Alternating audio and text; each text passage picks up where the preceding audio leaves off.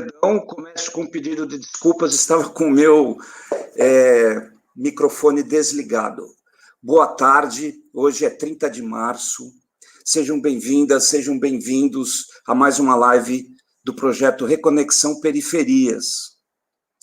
Recebemos Sandra Cruz, Caroline Bispo, duas militantes, elas são lideranças da associação Elas Existem, Mulheres Encarceradas, e vamos discutir hoje uma questão que é tão cruel e tão sintomática das desigualdades que marcam o Brasil, quanto desconhecido e ignorado, que é a vida das mulheres encarceradas, e especialmente nesse momento de pandemia, quando, além de todas as crueldades presentes nesse ambiente, você ainda tem a ameaça de contaminação e morte.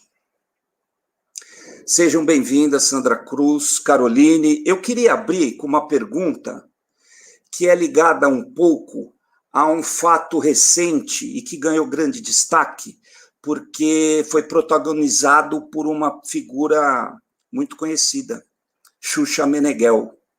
Ela disse que, em vez de fazer testes de vacinas, remédios, drogas em geral, em cobaias de laboratório, o sistema deveria usar as pessoas encarceradas. E aí, abre aspas, talvez elas servissem para alguma coisa. Eu queria que vocês comentassem isso, começando pela Sandra, e depois a gente vai para a questão do trabalho de vocês durante essa pandemia. Obrigada, Isaías. Eu vi, né, essa semana, infelizmente, nós vivemos uma sociedade racista, né? Nós vivemos uma sociedade impregnada de racismo, de eugenia e de tantos outros cânceres, né, que estão aí.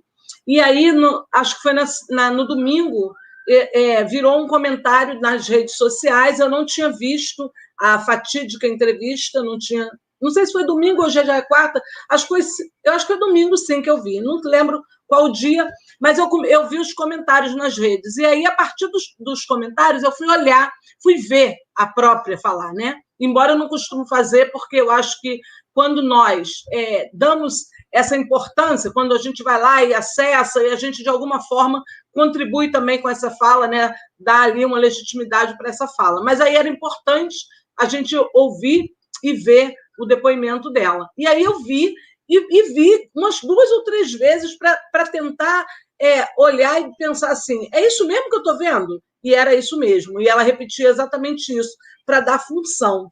Bom, e aí não precisa a gente falar muito, né? Eu e Carol estamos aí na militância há um tempo com a questão do cárcere. Hoje nós somos mestrandas em segurança pública, também tratando a questão do cárcere, atuamos dentro do cárcere feminino e até no Evaristo, que é masculino.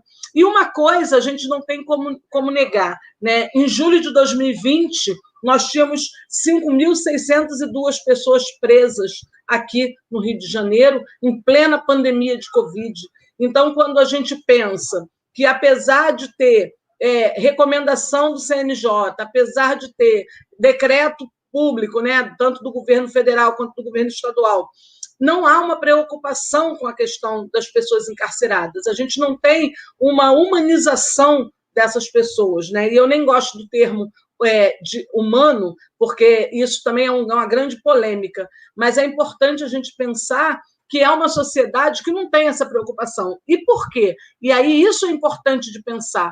Por que será que o cárcere não é pauta para a sociedade, nem para as pessoas que estão no poder? Porque nós temos um cárcere que tem cor e tem classe, né? A maior parte das pessoas encarceradas no Brasil, não só em 2020, mas ao longo de toda a história desse país, ao longo da história do encarceramento no país, ela é composta de uma população preta, de uma população negra, seja homem, mulher trans, homem trans, não importa. A cor do cárcere é negra.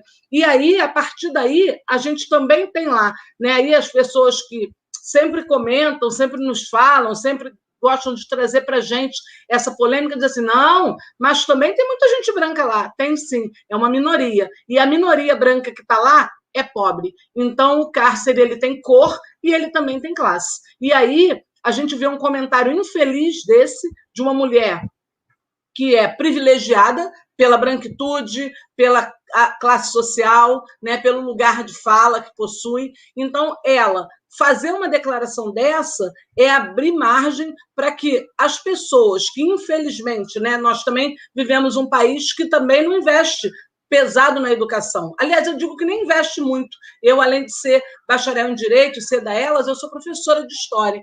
E eu posso dizer para vocês que, ao longo dos últimos 20 anos, a gente teve muito pouco de investimento na educação de forma séria, de forma a alcançar as classes sociais menos privilegiadas, vamos dizer assim, né? Há um sucateamento da escola pública, e isso interessa a quem? A pessoas como essa senhora, que vai fazer esse tipo de declaração, vai encontrar, inclusive, um celeiro ali de pessoas que estão naquela condição desprivilegiada e que acaba até fazendo coro no que ela fala, porque começa a repetir esses bordões, né, de que os encarcerados vão servir para fazer teste, que a gente dá dinheiro para vagabundo, que o auxílio que é dado, o auxílio reclusão, é dar dinheiro e manter vagabundo com boa vida, que o Estado sustenta. Então, as pessoas, de um modo geral, né, e a branquitude e as classes privilegiadas se utilizam da falta de informação da maior parte da população e cria um celeiro para aumentar ainda mais o preconceito, né, a eugenia. Né, a proposta é o quê? É uma limpeza étnica no país. E eu não tenho nem dúvida disso. Obrigada. Caroline, a Sandra falava de informação, né?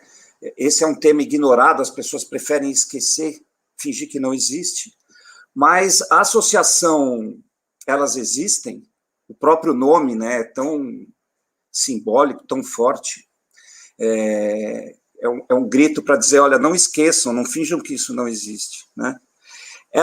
Vocês estão realizando, nesse período de pandemia, um trabalho muito forte na área de comunicação, tanto para ajudar familiares quanto as próprias mulheres encarceradas. E eu penso, como vencer essa batalha da informação? Como é que a gente consegue explicar e convencer cada vez mais pessoas de que não é assim do jeito que a Xuxa fala?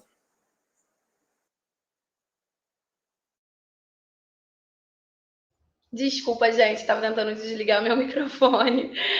Então, lá em 2016, quer dizer, boa tarde todo mundo que está aí nos assistindo. Fico até desconcertada depois de falar da Sandra, gente. É sério, olha só que mulher potente, né?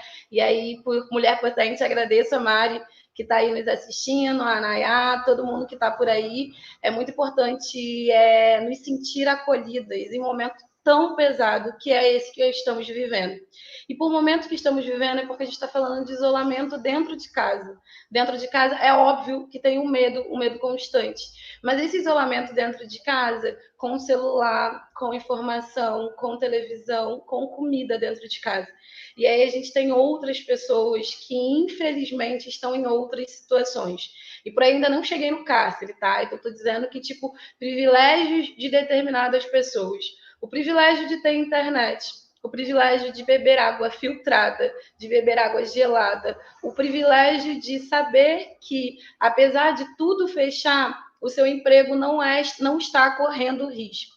Então, são privilégios que a gente precisa entender de que lugares estamos falando, de que lugares são esses que as pessoas falam quando se tratam de outras determinações e outras situações, outras perspectivas e, principalmente, de outros corpos. E que corpos são esses? Eu vou falar um pouquinho sobre elas em tempos de corona, no Covid, acho que Sandra também, mas eu queria muito para contextualizar vocês, e aí hoje tem sido um dia muito importante e muito forte na minha vida, e com certeza, depois de eu conversar com Sandra, depois dessa live aqui, com certeza para ela também, mas é muito importante contextualizar o porquê que a gente está aqui. E aí, como você disse, né, Isaías, assim, esse nome é realmente que não tinha um outro nome para o que a gente faz, ou porque a gente queria fazer, ou porque... E pela gente, eu digo eu mesmo, no caso, que estava lá, quando a gente decidiu discutir sobre isso. Em 2016, aqui no estado do Rio de Janeiro, tinham, em média, 2.800 mulheres encarceradas. Mas, num período anterior, a gente chegou a 4.800. E isso, se a gente para analisar, aqui em estados como a Bahia, são 100 mulheres encarceradas. Então, assim, a gente está falando de um estado extremamente grande também, Bahia e Rio de Janeiro, e é óbvio que eu sei que o Rio de Janeiro enfim, sabemos, é um pouco maior, tem mais turistas, eu estou tentando só dar justificativas para o que não existe, mas para contextualizar vocês desse lugar o qual estamos falando. Então, lá em 2016, com o mecanismo de combate à tortura, ele lança o relatório, faz a gente pensar, por que ninguém fala sobre isso? Por que ninguém discute sobre isso? Por que ao pensar e discutir sobre o aborto, a gente não pensa nas mulheres que possuem seus filhos, que têm seus filhos algemadas numa cama de hospital? Por que a gente não pensa, quando a gente está falando e discutindo sobre o CPF das crianças, que essas crianças que estão dentro do sistema prisional, porque a gente tem bebês presos, e eu gosto dessa expressão, que é isso, é bebês presos. Quando a sua mãe tem o seu filho dentro do sistema prisional, a sua mãe tem que ficar com o seu filho. E não estou aqui discutindo, tá, gente? Desculpa ter falado um pouquinho mais alto. Não estou aqui discutindo sobre se tira, se não tira, não sei o quê. Só estou dizendo que temos, tá? Então, assim, hoje, o nosso rolê de conversa hoje não é o que a gente acha que poderia fazer, mas o que a gente tem nos dias de hoje. O que a gente tem para lutar. O que a gente tem para discutir, né? Então, lá em 2016, era esse questionamento. E era entender que as próprias defensoras públicas, elas nem sequer eram citadas nas discussões, porque mulheres só podem falar de mulheres e ponto.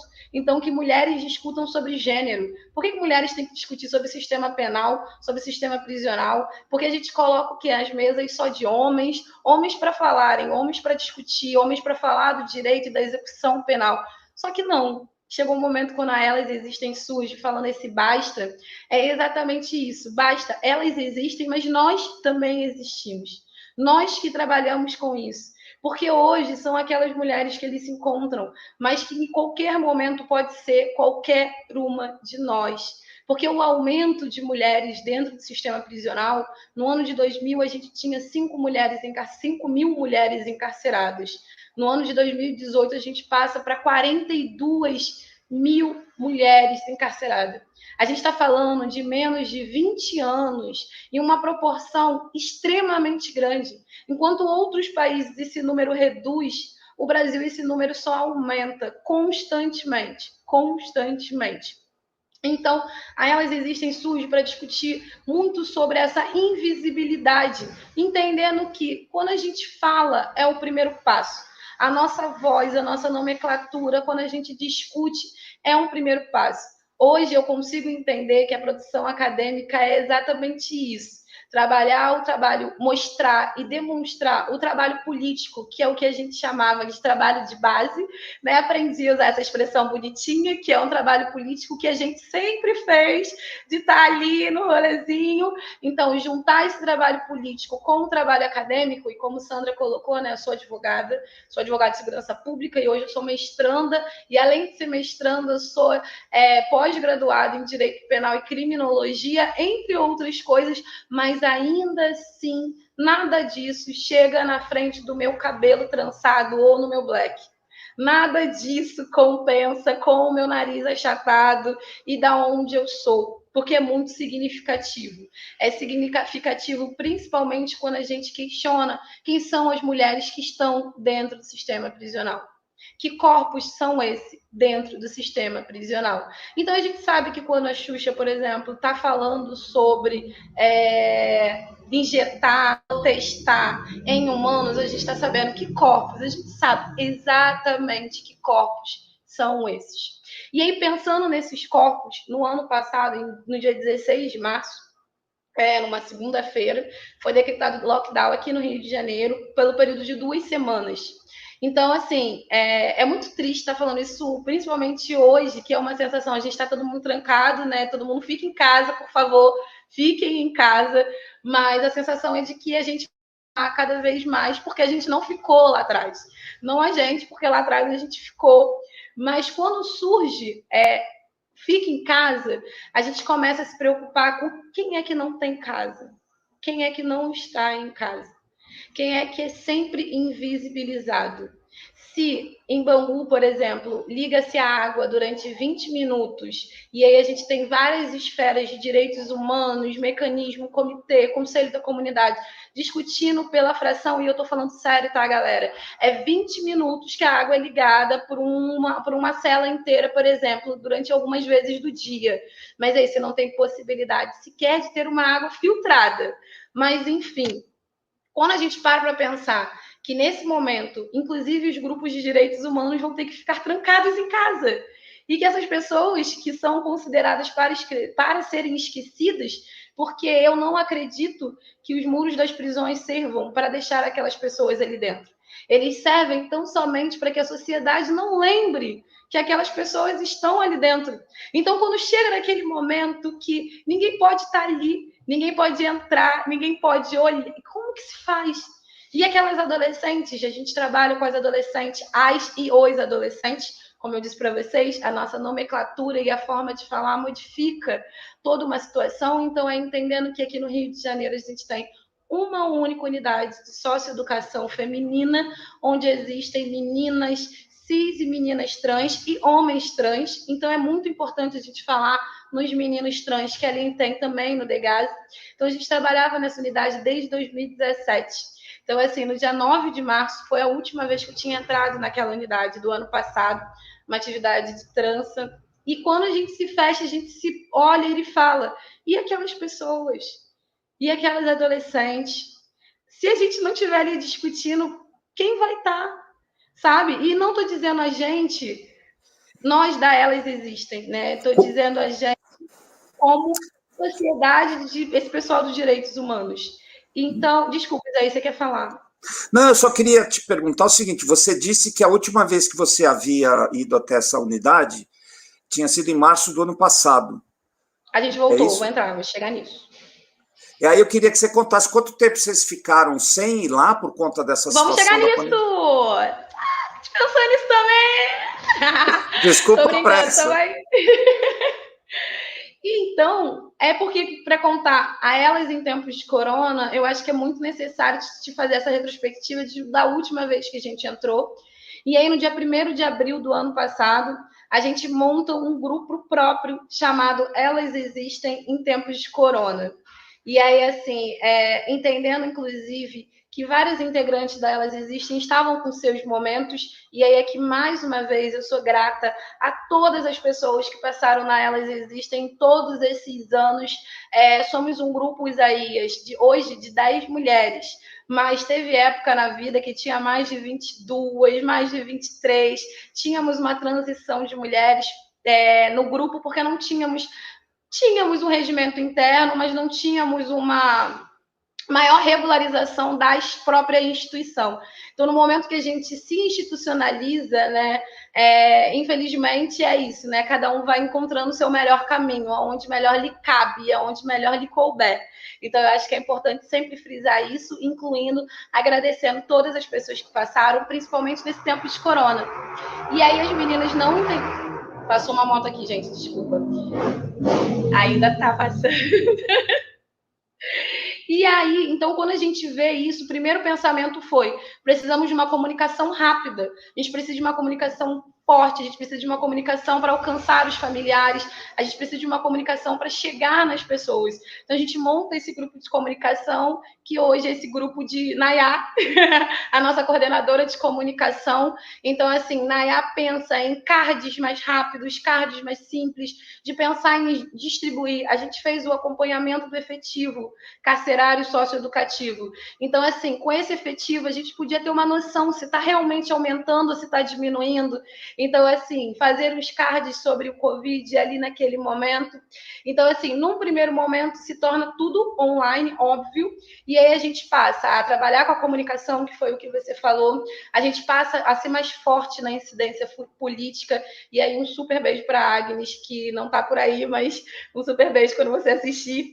Mas a Agnes passa a trabalhar junto com outras advogadas também nas ações no Supremo Tribunal Federal, e aí é isso, é um grupo de mulheres que decidiu mudar a realidade de outras mulheres numa escadaria onde está se discutindo sobre a situação das mulheres cis e trans no Supremo Tribunal Federal.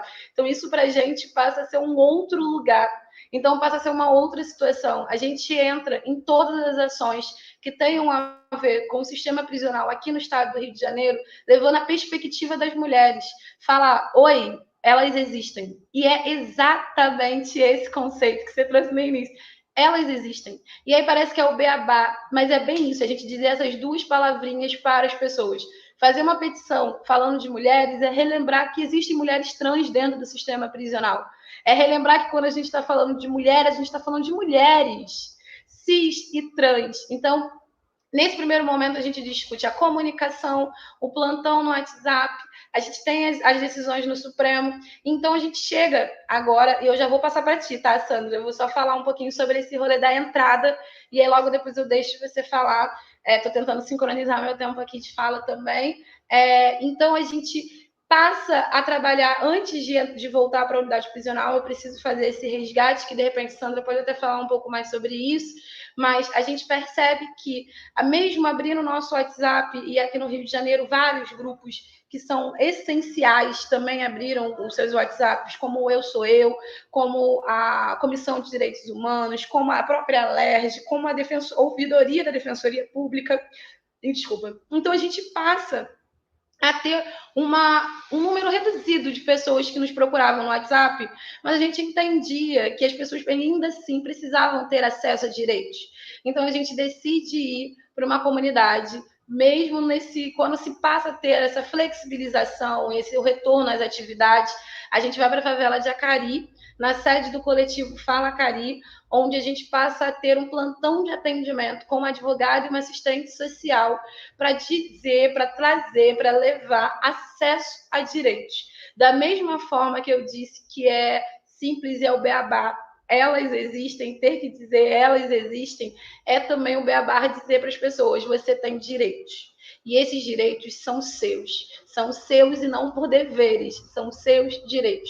E aí a gente monta isso no meio da pandemia, e a gente monta 3 cursos de capacitação profissional para pessoas que passaram pelo sistema prisional ou socioeducativo, e a gente acaba capacitando essas mulheres dentro da favela, além de demonstrar que elas possuem direitos.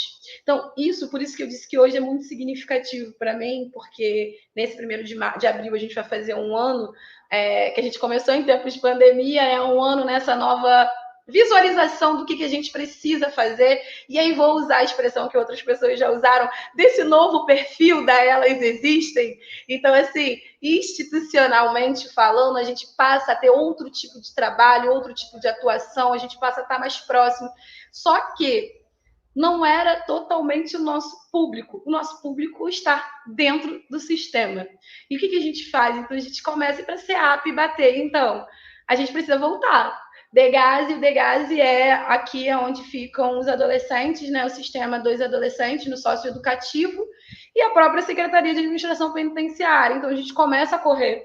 E, ao mesmo tempo que a gente corre com eles para poder voltar, entendendo que esses adolescentes e essas mulheres precisam de uma atenção, a gente começa, mesmo entendendo que não somos um grupo assistencialista, a conseguir doações e mandar doações para essa galera. Então, a gente conseguiu uma doação através do coletivo Fala Acari, que a gente mandou 220 pacotes de sabonete da Natura. É Natura Boticário, a gente sempre esquece, mas é da Natura. É da Natura. A gente mandou 200 pacotes, 220 pacotes da Natura para dentro da unidade prisional com um bilhetinho para elas. Sabemos que vocês existem. Isso faz toda uma diferença. Toda uma diferença, porque todo mundo já errou na vida e todo mundo merece uma segunda chance. E o que a gente discute não é a privação de liberdade, a gente está discutindo a privação de dignidade.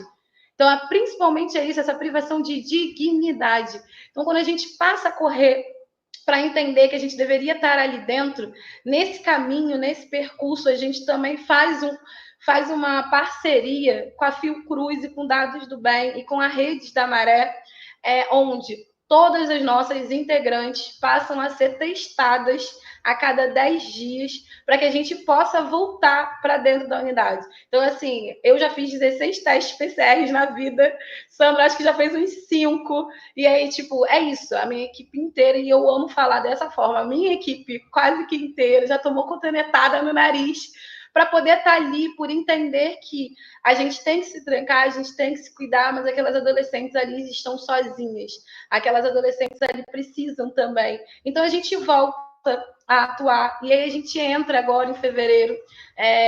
Sandra é coordenadora de um grupo na Elas Existem chamado Leiam Mulheres Negras, e aí a gente tem essa perspectiva de levar o nosso grupo de leituras aqui de fora lá para dentro. Então, a gente passa não só a levar uma atividade, não só dizer para essas mulheres que elas existem, que sabemos quais são todas as questões que perpassam o machismo, o patriarcado e, principalmente, o racismo estrutural, o qual elas se encontram ali dentro, que a gente entende isso, mas que a promoção de conhecimento também é algo que elas têm que ter acesso, que também significa ter acesso a direitos.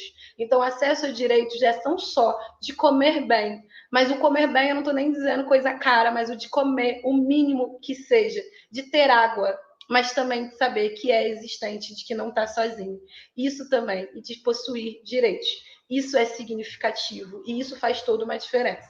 Então, falei até o momento de que a gente entra, jogo a bola para você, porque eu acho que eu me empolguei, mas porque eu acho que é isso, né? Assim, temos vivido tempos muito difíceis, muito difíceis. E quando começou a pandemia, eu emagreci 14 quilos ao todo na pandemia, fiquei na dúvida se era 14 ou 16, mas porque a gente passou a trabalhar o triplo do que a gente fazia, o triplo, assim, sendo muito sincera, assim, a gente foi correr atrás de edital, coisa, a gente não pensava quase em dinheiro, a gente contava moedas entre a gente, e a gente foi pensar em edital, porque tentando entender que com dinheiro a gente compra a cesta básica, com dinheiro a gente manda absorvente para dentro da cadeia, com dinheiro a gente manda papel higiênico, então a gente passa a escrever projetos igual loucas, a gente passa a correr atrás de parcerias, a parceria de levar, por exemplo, psicólogos para dentro de uma unidade socioeducativa.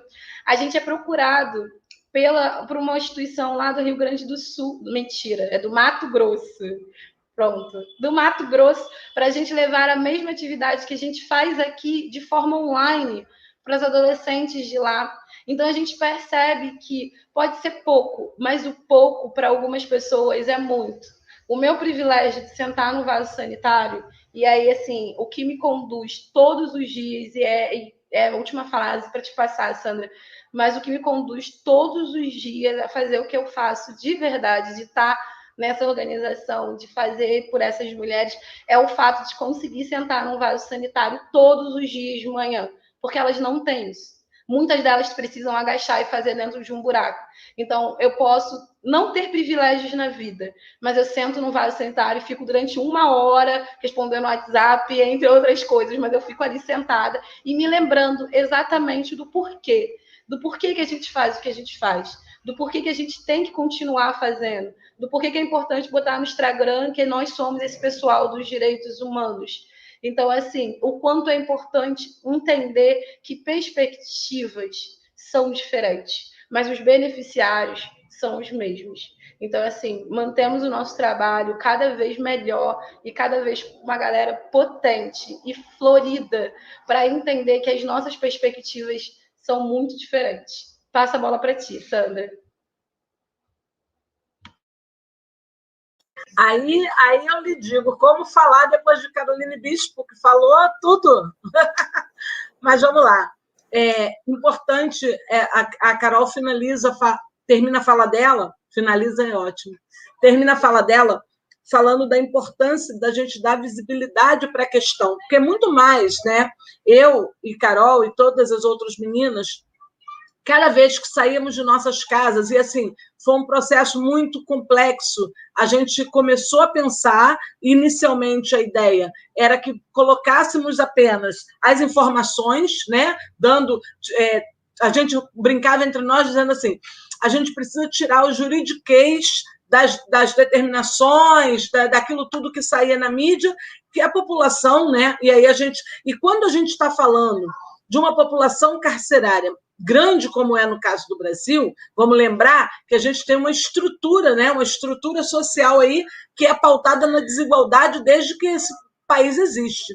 E aí, quando a gente está falando dessas desigualdades, a gente está falando, inclusive, de entendimento. Aquilo que eu falei lá inicialmente. Nem todo mundo consegue entender uma resolução. Aliás, eu vou dizer até que a maior parte da população, sem medo de errar, não entende aquilo ali, né? Então, assim, o que nós víamos, nós estávamos também em choque, né? Lembro até hoje, dia 17 de março, eu e Carol no centro do Rio de Janeiro para registrar um documento da Elas.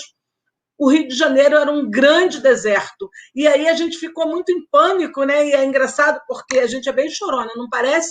Mas eu fui para casa, peguei a condução para ir para casa, eu moro na Baixada Fluminense, a Carol foi para casa dela e a gente se falou depois e assim, era um sentimento de vazio, era uma coisa como assim, e agora? Acabou, a gente não tem mais, o que a gente vai fazer? Era o centro do Rio, a grande metrópole esvaziada, ninguém nas ruas. Então, assim, se para a gente era um impacto, imagine para essas famílias que não tinham acesso à informação de seus familiares. E aí, quando a gente fala desse número grande de pessoas encarceradas no país, a gente tem que levar em conta que cada pessoa dentro do cárcere representa uma família encarcerada, né? Eu venho falando sobre isso. E quando a gente vai pensar nesses reflexos, a gente pode dizer com muita tranquilidade que nós temos mais de 200 mil pessoas encarceradas quando a gente considera que cada pessoa tem ali uma família envolvida. E as pessoas muito desesperadas, sem saberem de seus familiares, sem terem noção de como fazer para ter notícias de seus familiares,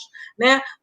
A SEAP se desfrutava em colocar um papel colado lá na porta em Benfica, para quem quisesse ir até lá para saber, né? No site não tinha muitas informações, e aí a gente pensou e começou a executar a Elas em tempos de corona. E a gente usava essa nomenclatura, né? A Elas em tempos de corona. E aí foi para todas nós um prazer, apesar da pandemia, apesar de toda a parte negativa que veio com o Covid, apesar dos riscos que a gente sabia que corria, né? A gente sabia que quando a gente saía da nossa casa e ia para dentro de Acari, a gente podia ser uma das infectadas. Por mais que fizéssemos todos os testes e fizéssemos a testagem, a gente corria esse risco. Mas não tem preço da gente ver familiares, né? E aí lá em Acari foi um momento assim, o plantão jurídico, onde as pessoas vinham com dúvidas básicas, né? Eu e Agnes e Daiane estávamos lá toda semana, né? Todo mundo, a gente tinha um grande rodízio, mas a Agnes que atendia como advogada pela Elas. E a gente vê que, assim, muitas das vezes a dúvida era tão... O que para a gente é tão simples, é tão complexo para os outros. E atender aquelas pessoas, e fazer cadastramento, distribuir cesta. Eu acho que a Carol ela fez uma fala que contempla, e ela sempre representa Elas, né, gente? A Elas é ela em pessoa. Então, quando ela fala de um sentimento que foi comum, de um sentimento que é comum para a gente, que é entender que não importa, né? Claro que importa o nosso bem-estar, a nossa garantia também da nossa saúde, e por isso a gente faz testagem, tem todas as medidas de segurança, mas fazer um café por direitos dentro de uma comunidade, onde a gente só vai explicar como é que funciona o direito, a questão das violências, aonde é que eles podem procurar, como é que tira uma identidade, como é que faz para encontrar uma pessoa que está no sistema e a mãe está lá desesperada porque não sabe se está vivo, se está morto, se teve Covid, porque não tem acesso.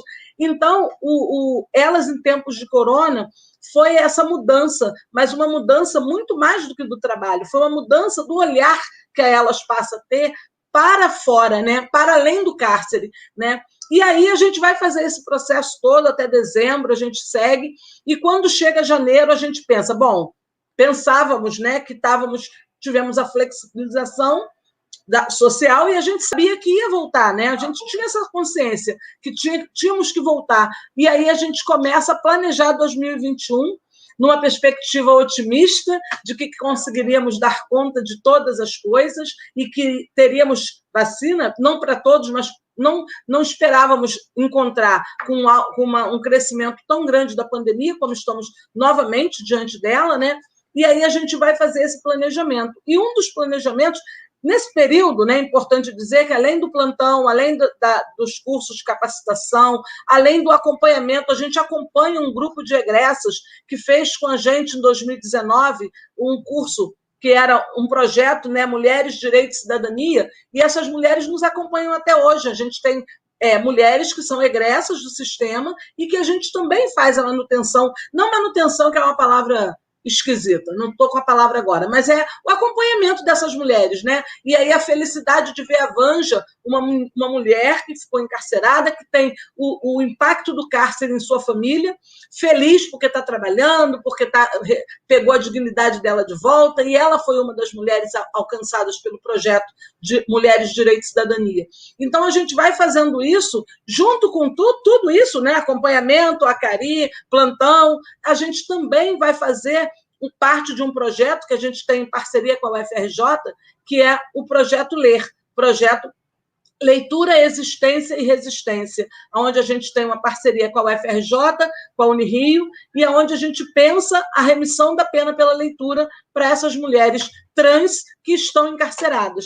Porque se o cárcere dói para todos, e a Carol fez um panorama aí muito bom, imagina para um corpo que não tem lugar, né? Um corpo de uma mulher trans, o corpo de um homem trans é um não lugar social, porque a gente está falando de uma sociedade estruturada no racismo, no preconceito, na branquitude, né? Então, esses corpos são ainda mais sequelados, são ainda mais colocados à margem, né? Literalmente marginalizados.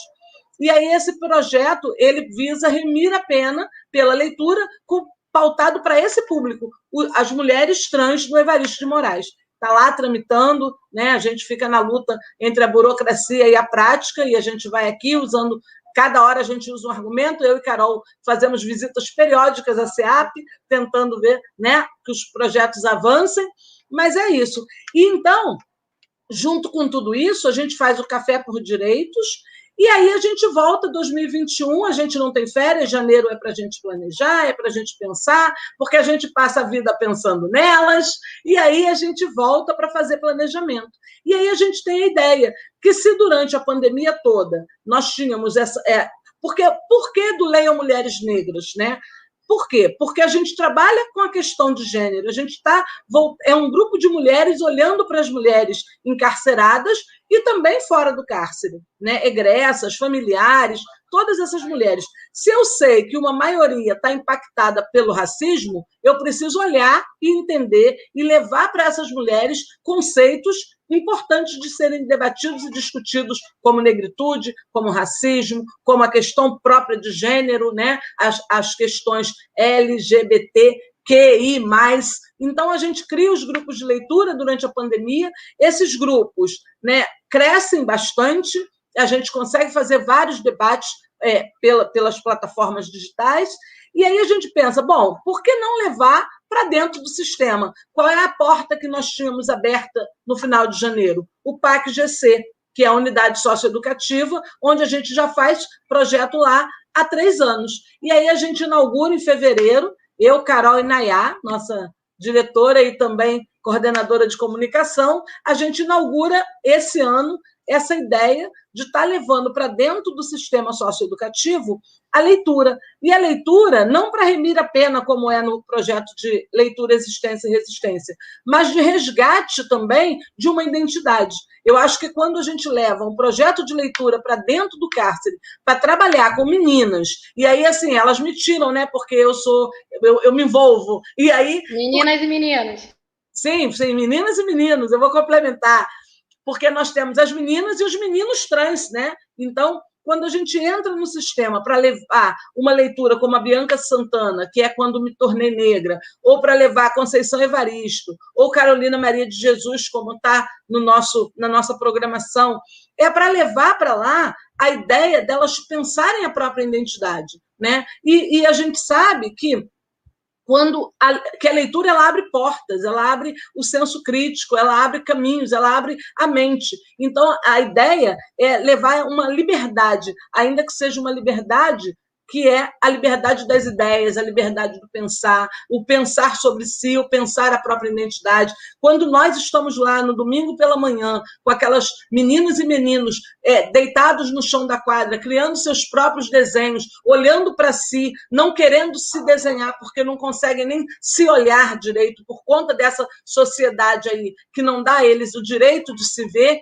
né? Porque ali eles são menores infratores, né? Assim que é menor, primeiro não tem nem menores, é menor infrator, né? É tratado à margem, mas a gente sabe que são meninos e meninas que estão ali num processo de rebeldia de adolescente, não importa, ou por um processo social, ou por uma conjuntura social no qual estão envolvidos, eles estão ali e querendo, com sede de aprender, né? Quando a gente leva oficinas para estarem ali dançando e pensando do que é, de onde vem, porque dançam e falam e reproduzem sem pensar. Então, a ideia é a gente levar a leitura para dentro do sistema socioeducativo para fazer com que eles pensem, inclusive, sobre a própria identidade, né? E aí, com isso, a gente forma parcerias, encontra pessoas no caminho e vamos fazendo paralelo. Então, a gente leva leituras para uns e para outras, e também levamos as doações com os nossos parceiros, porque é importante levar o livro, mas também para as mulheres do Henrique Roxo, que recebem, né? A gente estava fazendo a doação dos kits, e não é assistencialismo, é só a dignidade que a Carol tanto falou, né? Para as mulheres, um kit onde tem um shampoo, um condicionador, um absorvente. Mulheres sabem qual a importância de um cabelo penteado, de um cabelo amaciado com creme, de um absorvente quando você tem do sistema 4 absorventes por um período menstrual, e nós sabemos que, às vezes, isso não dá para um único dia de menstruação. Então, levar um absorvente, levar um papel higiênico, estar levando um pouco de dignidade e fazendo rodas de conversa, levando também conhecimento, tentando levar dignidade. Eu acho que é isso, né? Levar dignidade, tentar trazer a questão da reflexão acerca da sociedade em que estamos inseridos, estar trazendo para esse público, né, feminino e masculino, porque os homens trans também são nosso público, né, dentro do que a gente alcança e atinge, essa ideia de como a falta é potência, né? Eu tenho falado muito isso. Aonde falta tudo, ali está uma potência para as pessoas entenderem que é preciso a gente modificar essa sociedade, para não termos pessoas como a senhora que abrimos a live falando, possa dizer que somos corpos passíveis de qualquer tipo de violência. Então, eu posso matar, porque 11% dos homicídios, né, são jovens desse ano, né? Eu estou falando do mapa da violência de 2020, que foi publicado, e ele vai dizer que o crescimento dos assassinatos entre jovens negros, de um ano para o outro, cresceu 11,6%. Ou seja, é um número absurdo que não para de crescer. Então, pensar sobre isso, levar a consciência de pensarmos qual o nosso lugar. Somos corpos pretos e que precisamos ter o nosso lugar de fala, precisamos ter o nosso lugar de humano, de pessoa. Nós não somos corpos para fazermos experiência, para sermos experimentos, né? Então, eu acho que ela tem brigado e lutado muito por isso. E a gente vai continuar, porque nós somos elas somos nós, a gente já misturou tudo, e é isso. A gente dorme e acorda elas. Então, estamos chegando ao final da nossa Falamos conversa. Muito. E eu queria que, para a gente encerrar, eu queria que vocês falassem duas coisas. Uma que eu acho que é muito simples, que é assim: quantos coletivos como Elas Existem estão em atuação no país? E segundo, como é que a gente consegue transformar esse tipo de trabalho em política de Estado, pensando que temos em 2022 uma sucessão extremamente importante? Espero que tenhamos, né? Temos que lutar muito pela manutenção dessa eleição em 2022. E era isso que eu queria que vocês comentassem aí nos minutos finais, e agradecendo vocês e parabenizando pelo trabalho. Eu estou com o microfone aberto, eu vou falar, enquanto isso, Carol vai aí pensando para terminar. Eu acho que Carol também não tem. Eu não tenho mapeado todos os coletivos, mas temos acesso a muitos coletivos no Rio e fora do Rio também, né? Fazemos pontes, e eu acho que sermos pontes é um caminho para uma mudança, é preciso criar esses laços, fazer essas pontes, estar levando essa informação. Eu e Nayá costumamos brincar dizendo que a gente vai levar o projeto da Elas para todo o Nordeste, que a gente quer subir para o Nordeste. Aí o pessoal vai, outros vão para o Sul, e a gente vai espalhar pelo Brasil, mas eu acho que é isso, é um processo de construção de pontes, e mapeado a gente não tem, mas nós sabemos que existem vários coletivos. Aqui no Rio a gente tem vários, né? A gente tem o Eu Sou Eu, a gente tem o pessoal do mecanismo que está envolvido também no Comitê de Combate à Tortura, que são instituições, né, já de Estado, mas temos muitos coletivos aqui no Rio, acho que a Carol fala melhor disso, que a Carol tem isso um pouco mais organizado na cabeça, mas eu digo que nós somos pontes e que é isso, seremos pontes para criar e para levar essa mudança, né? Quando a gente leva um grupo de leitura para dentro do sistema, a gente está pensando nessa ponte e nessa mudança estrutural. Quando a gente leva um café por direitos dentro de uma comunidade marcada pela violência física e emocional e estatal de forma tão forte, a gente está criando essa ponte para um outro caminho, né? Na tentativa de sermos sementinhas ali naquele solo para fertilizar e dar outros frutos. Então, eu digo que o negacionismo que a gente vive da sociedade como um todo, que nega o racismo como a grande bandeira desse país, é o que mais atrapalha o nosso trabalho, né? Porque a gente tem que brigar, inclusive, com os nossos pares para mostrar para eles que a questão é muito mais funda, é muito além da questão social, é muito além da questão governamental, é uma questão estrutural. Então, a Elas e eu, né, e minhas amigas, minhas companheiras que estão aí, tem uma que está na tela comigo, tem as outras que estão no chat, nós somos só pontes, né? E o objetivo é esse, que sejamos pontes para transpor essa situação atual, e eu, quando eu estou falando da situação atual, eu estou falando inclusive da situação governamental, né? Nós estamos sendo guiados, enfim, por muito poucas perspectivas, mas com muitas esperanças de sermos pontes para daqui à frente estarmos criando outras políticas, implementando outras políticas, tendo um outro olhar, não só do Estado, mas também da sociedade, da comunidade na qual estamos, para olhar para o cárcere com um pouco mais de humanidade, né? Entender que é preciso atuação política, é preciso ser sujeito político para mudar a conjuntura em que a gente está. Eu acho que é isso, mas eu acho que Carol talvez consiga mapear um pouco mais. Mas eu Obrigada. Acho que você mandou muito bem na Agradecer demais o convite. Eu acho que você mandou muito bem na resposta sobre a questão política, e tem uma moto de novo aqui, gente, desculpa. Espero que não esteja saindo muito som, mas eu queria dizer sobre os coletivos, sobre a questão política e como a gente faz para mudar. Eu acho que é isso, sermos ferramentas. Acho que a gente está aqui para isso, para continuar, para mudar, para alterar, né, para tentar mudar realidades, ainda que seja uma única realidade. No ano de 2019, a gente fez diversas atividades, diversas oficinas, mas para a gente é muito significativo que a Vanja mande bom dia para a gente, porque a gente sabe que uma realidade muda outras realidades. Então, assim, acho que aqui no Rio de Janeiro, a gente, como Sandra falou, a gente tem o Eu Sou Eu, a Frente pelo Desencarceramento, a Frente Estadual no Rio, a Frente Estadual em São Paulo, a Frente Estadual no Rio Grande do Sul. Existe um grupo chamado Liberta Elas, que também acho elas maravilhosas, lá de Pernambuco, se não me engano.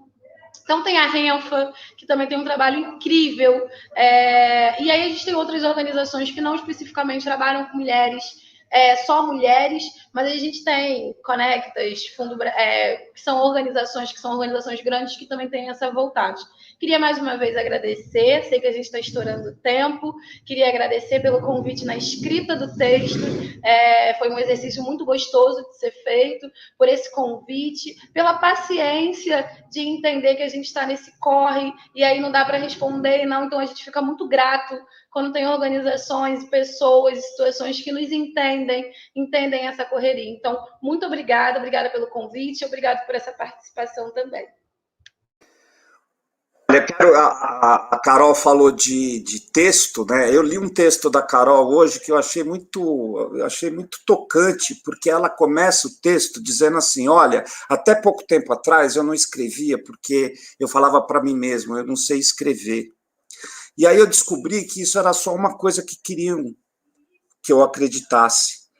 E aí ela escreve o texto, e é um texto mesmo, assim, é um texto, cara, tá lá o texto, e é um texto muito bom, e que está no site do grupo Prerrogativas. E pelo que eu entendi aqui do que vocês falam, a questão do encarceramento em massa, e o encarceramento em massa da população negra, para a gente transformar isso em política de Estado, para a gente mudar isso, um dos primeiros critérios para você escolher agremiações, candidatos e tal, é que haja um discurso consistente e uma prática antirracista. Esse é o primeiro passo, eu acho. Quem não tiver, acho que não vai rolar. Não é por aí que a gente vai conseguir. Olha, muito obrigado, até a próxima. E é isso, espero que nos encontremos em breve presencialmente, vacinados pelo SUS, e possamos nos abraçar, tá bom? Um beijo para vocês. Obrigada. E, mais uma vez, obrigada aos meus amigos que estão aí assistindo, comentando, Carlos Urque, o professor, e Solange, que também atua na área de justiça, comentando aí no nosso site. Obrigada, gente. Muito obrigada pelo convite, para o texto e para a live. Obrigada. Beijo. Tchau, beijo.